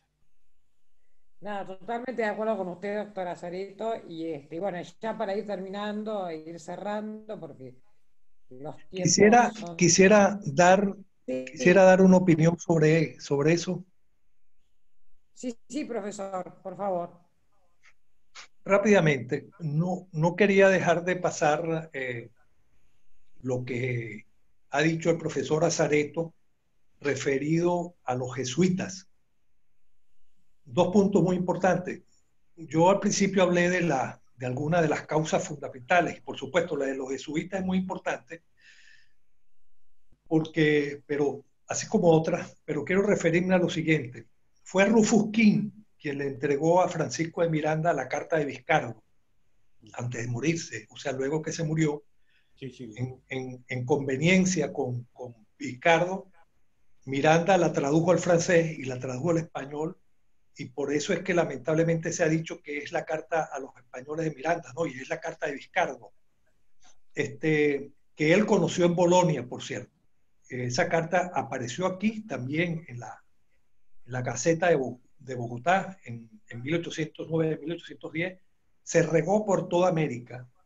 La carta de Vizcardo, que era un tratado, una petición de independencia. Pero además de eso, Miranda conoció, Rufus King le presentó y tuvo una lista de más de 200 jesuitas en Bolonia. De esos jesuitas, muchos pasaron por el gabinete de Pitt, y Miranda, entre veras y bromas, le decía a Pitt: este es el ejército que tenemos para liberar a Hispanoamérica de la corona. Y muchos de ellos se presentaban como lo que había sido jesuita. La mayoría estuvieron en Bolonia. En el archivo de Miranda se presentan más de 300 jesuitas que él tenía recopilados que estuvieron en España, que habían salido de acá, de América, y que colaboraron efectivamente, sobre todo con Baquijano, al que ya nombré, con Godoy, y por supuesto con Juan Pablo Fretes y con Cortés de Madariaga, que ambos eran religiosos. Entonces, es un aspecto fundamental. Sobre la masonería, es un tema para hacer tal vez una conferencia, pero yo quiero advertir que en este tipo de cosas ha habido también una exageración. La carta que le entrega Miranda a O'Higgins, que es muy reconocida, Miranda le propone explícitamente a O'Higgins que se sirva de la labor de los católicos jesuitas. Le exige que los tome en cuenta porque ellos van a ser un gran apoyo para la emancipación suramericana. Pero además de eso, todos estos católicos que ya nombré participaban de esas sociedades secretas. Eran sociedades secretas, muchas de ellas, y muchos de ellos que no eran masones. Sí. Lo que pasa es que hay algunos que sí eran, pero el propio Bartolomé Mitre, en su libro sobre San Martín, y estoy hablando de Bartolomé Mitre, que como sabemos era masón, fue masón, él mismo pone en duda la participación o el hecho mismo de que esas llamadas logias, muchas de ellas fueran masónicas. Y por eso es que él mismo prefiere llamarlas sociedades secretas. Con lo cual yo coincido. Y para culminar ya esta parte con respecto a Miranda, que se decía que era el gran masón, no hay ningún testimonio de iniciación masónica de Miranda. Pero además, Miranda llega a Caracas la última vez, llega en diciembre de 1810 y está hasta julio de 1812, 16 meses. Y no aparece ninguna reunión masónica con ninguno de los que estuvo allí presente, donde hay mucha documentación escrita. Si estuvo prácticamente 2 años y no hizo ni siquiera una tenida, ni siquiera una reunión, se cae de su peso de que es imposible que haya sido masón Miranda. El que haya tenido amigos masones, por supuesto, y el que se haya reunido con masones también, pero por eso es que digo yo que esto hay que tomarlo con pinzas, porque hubo masones muy importantes y hubo otros que no lo fueron también. Correcto. Muchísimas gracias, profesor Giovanni Mesa, y muchas gracias al profesor Azareto. Bueno, y coincido, y además coincido con algo muy importante, me parece que dijo también el profesor Azareto, doctor, profesor también, por lo tanto. Antes de cerrar, como he visto que hay 2 hombres del norte, ahí veo al ex senador Brunello y el diputado Uriondo. El diputado Uriondo tuvo que retirarse. Se tuvo que retirar, bueno. Un jesuita que está considerado el único que logró volver. Se las arregló para volver en 1803, 1804, que también promovió la independencia y por supuesto vino a promoverla, que era un tucumano, Villafañe. Y que murió en 1820. Que ahí resaltamos el norte argentino siempre. Sí. Como corresponde, doctor Azareto. Y estoy de acuerdo en que en todo caso la historia, como usted bien lo ha dicho, no se puede valorizar, digamos, hay que valorizar la historia, el entorno, la situación, no podemos leerla como si fuera algo simple.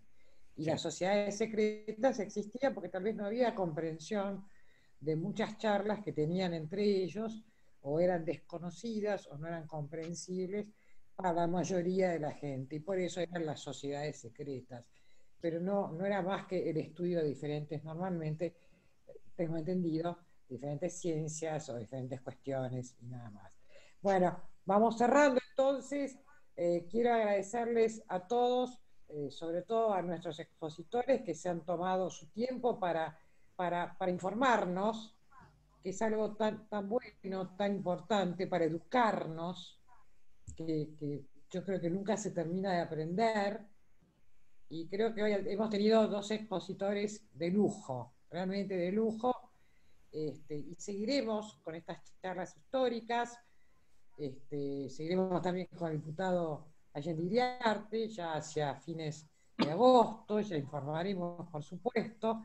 Y también quiero agradecer muchísimo a gran parte de la comunidad venezolana que hoy está presente, ya que entendemos que esto es parte del inicio de una serie de conferencias de hermandad, donde podemos compartir con nuestros hermanos del continente latinoamericano diferentes posturas, ya sea históricas como de otra clase. Agradecemos a las autoridades del Círculo aquí presentes y a todos ustedes que han aguantado más de 2 horas, porque bueno, a veces se hacen un poquito largas estas charlas, pero que los esperamos nuevamente, no nos fallen, seguimos.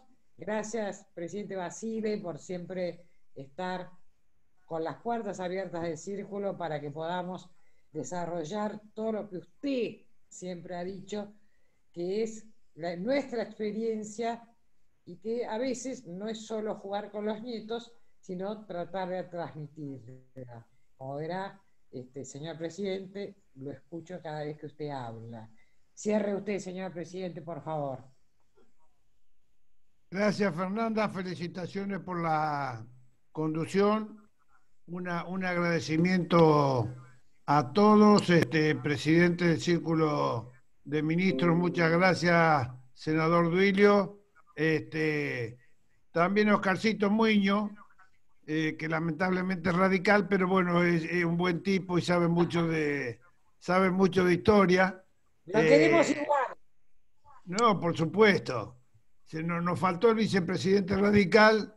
Allende Iriarte va a seguir con esta conducción y haciendo fuerza porque la hermana Venezuela, que nos ha dado con este evento, hemos sido beneficiados porque nos han mandado mucha gente linda y muy buena a la Argentina, que con mucha satisfacción el Círculo se ha prestado el trabajo de Cristina Guevara, que ha ubicado a 70 médicos que argentinos no quisieron ir a esos lugares y los venezolanos han prestado ese servicio, lo que habla de que el común denominador, que es la humanidad, el sentimiento, sigue privilegiando a la raza humana por encima de todas las otras diferencias. La cibernética, agradecido porque nos permite, si no, no podríamos comunicarnos, pero nos sigue faltando ese calor, ese afecto, ese tocarse con el ser humano y el que estar en contacto. Toda pandemia pasa y el afecto y el futuro está en nuestras manos. Muchas gracias, profesor Giovanni Mesa. Muchas gracias, como siempre, Roberto Azareto, presente en todos los eventos históricos. Muchas gracias a la juventud que se acercó y que no abre la esperanza de pasarle la posta de los conocimientos, tanto de los buenos como de los malos, pero para que la comunidad vaya mejorando. En nombre del Círculo y de toda la comisión directiva, muchas gracias a todos y a todas por la presencia en estos eventos y la invitación permanente a que nos ayuden a mejorar en procura de lograr nuestro objetivo, que es el bien común. Muchas gracias, buenas noches y que disfruten de la cena.